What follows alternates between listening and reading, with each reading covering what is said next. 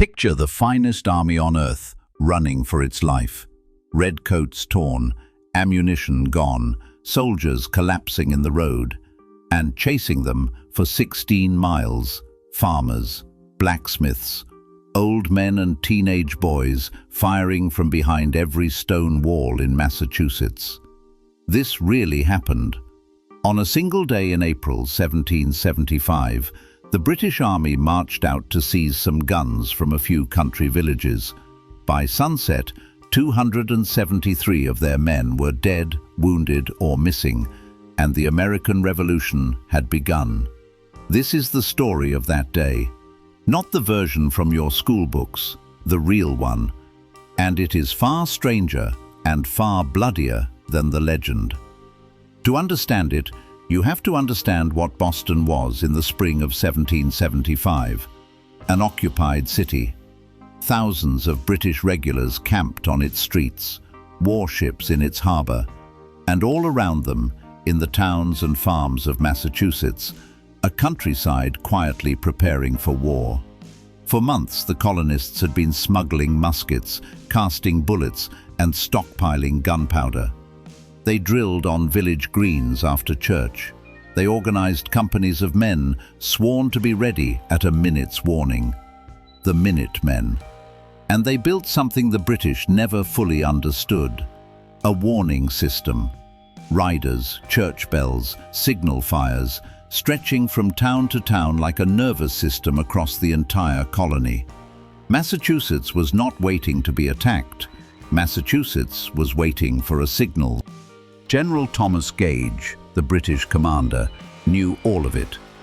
His spies told him the colonists had hidden cannon and powder in the town of Concord, 18 miles away. So he planned a surgical strike.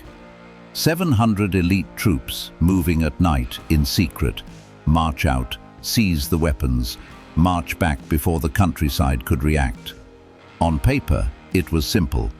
But Gage's secret lasted less than a day. Boston was full of American eyes, and on the night of April 18th, as the redcoats climbed into their boats, 2 lanterns appeared in the window of a church steeple. The signal.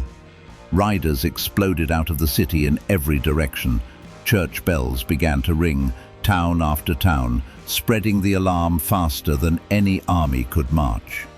British officers on the road that night reported something chilling, the whole countryside ringing, lights coming on in farmhouse windows, one after another, for miles. The surgical strike was already dead. The countryside was awake. At dawn on April 19th, the British column reached the town of Lexington, and there, on the village green, stood 77 militiamen, farmers mostly, some of them related to each other. Fathers standing next to sons, facing 700 professional soldiers. Their captain, John Parker, was dying of tuberculosis. He could barely speak above a whisper, but tradition records his order. Stand your ground, do not fire unless fired upon.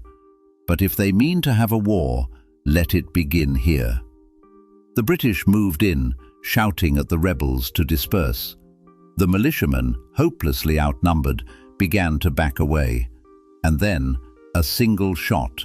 To this day, no one knows who fired it, but it did not matter anymore. The British line erupted. When the smoke cleared, 8 Americans lay dead on the grass of their own village. One of them crawled to the doorstep of his home and died in front of his wife. The British gave 3 cheers and marched on to Concord. They thought they had just won. They had just made the greatest mistake in the history of the British Empire. Because those 8 men changed everything. Word of the killings raced ahead of the column, from rider to rider, bell to bell, and in every town it reached, men took down their muskets. In Concord, the militia gathered on a hill and watched the British search the town. Then they saw smoke rising.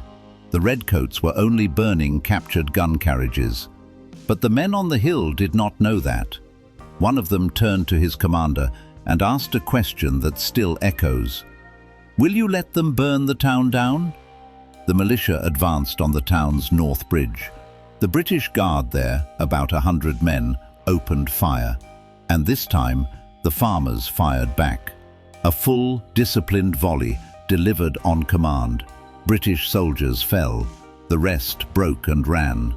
Stop and think about what just happened. Colonial farmers had formed a line of battle, taken fire from the king's regulars, and driven them from the field. That volley at the bridge would be remembered as the shot heard round the world. If you are enjoying this story, take 1 second to subscribe. Every video on this channel takes weeks of research to get the history right, and there are many more days like this one still to tell. At noon, the British column formed up and began the march home. 18 miles back to Boston. They had no idea that the worst day in the British Army's history was just beginning, because while they searched Concord, something extraordinary had been happening across the countryside. From dozens of towns, militia companies were converging on that road. Not a mob, companies, with officers, with orders, moving cross-country at a run. 1,000 men, then 2,000. By afternoon, nearly 4,000 armed Americans were closing in on a single stretch of road. The British called it the Battle Road. It was about to become a corridor of fire. It started at a bend called Merriam's Corner. The column crossed a small bridge, packed shoulder to shoulder, and from a farmhouse, a crack of muskets, then more from an orchard, then more from behind a stone wall, and it never stopped. Understand what the British were facing. These farmers had grown up with guns in their hands. They hunted these woods. They knew every hill, every fence line, every shortcut. And they had spent a lifetime hearing that one British regular was worth 10 colonial farmers. Now they were putting that theory to the test with live ammunition. For mile after mile, the column staggered forward through a rolling ambush. The Americans fired from cover, melted away, ran ahead through the fields, and set up again. To the British, the enemy was everywhere and nowhere. Every wall a firing line, every barn a fortress, every tree a sniper. An officer wrote afterward that the rebels seemed to fall from the clouds. The column's discipline began to crack. Ammunition ran low. Officers were shot from their horses one by one, targeted deliberately. Wounded men were carried, then dragged, then left. At Lexington, where they had cheered so proudly that morning, the column finally broke. Soldiers ran. Officers had to force them back into ranks at the point of a sword. They were saved by a miracle of timing. A rescue brigade from Boston, 1,000 fresh troops under Lord Percy, met them at Lexington. Percy did something no British commander had done yet that day. He took the Americans seriously. He formed a defensive square, wheeled out his cannon, and blasted the stone walls where the militia sheltered. For a moment, the pressure lifted. The survivors of the original column collapsed on the ground inside Percy's square, tongues swollen with thirst, some of them weeping. But the day was not over.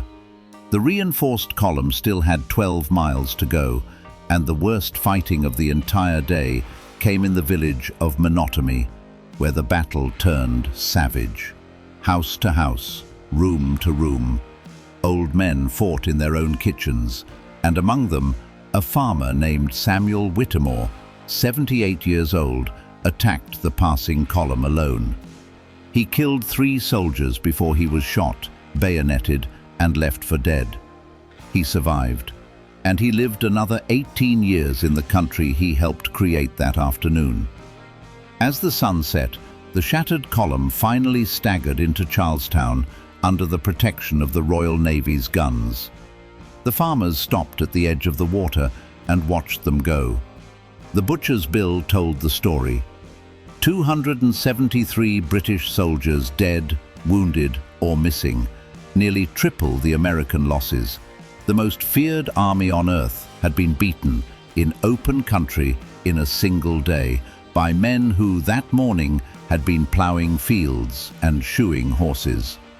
A British officer wrote home with a warning: "Whoever looks upon these people as an irregular mob will find himself much mistaken." But here is the part that should stop you cold. The farmers did not go home. Within days, 20,000 of them had surrounded Boston, and the siege of the British Empire in America had begun. The war that started on that dirt road would last 8 years and end with an independent United States. Every one of those men woke up on April 19th as a subject of the king. They went to sleep as something new: Americans.